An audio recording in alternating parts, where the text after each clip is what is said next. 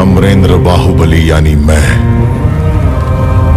महिष्मति की असंख्य प्रजा और उनके धन, मान और प्राण की रक्षा करूंगा, और इसके लिए अपने प्राणों की आहुति भी देनी पड़े तो मैं पीछे नहीं हटूंगा। राजमाता शिवगामी देवी को साक्षी मानकर मैं ये शपथ लेता हूं।